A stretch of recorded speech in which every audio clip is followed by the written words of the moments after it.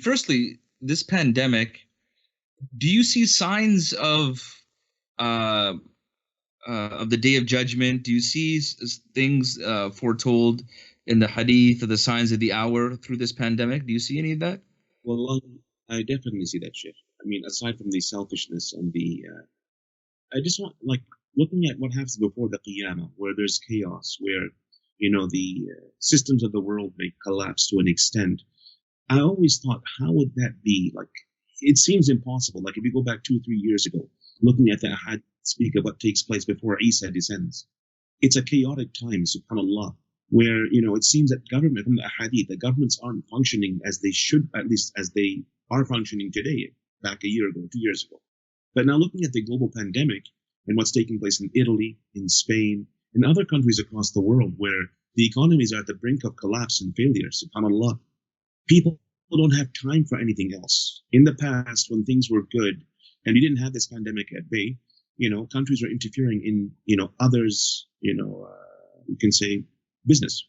And they were really influencing what takes place. They're trying to, form governments and whatnot. And the chaos that erupted from that is still, we're witnessing the after effects.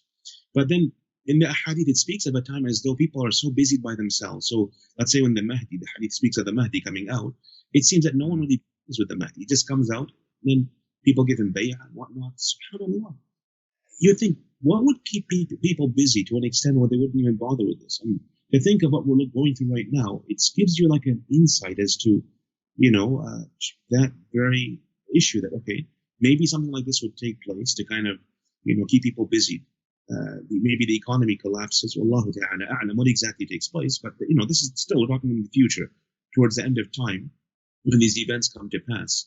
But this gives you a small insight, and this should really be a wake-up call for every one of us. Aside from the signs, the minor signs of the hour that are recurring as we speak right now, be it the spread of fitna, be it the spread of, like you said, the selfish nature, people hoarding, all these that you can see, we have the major signs that have not yet occurred.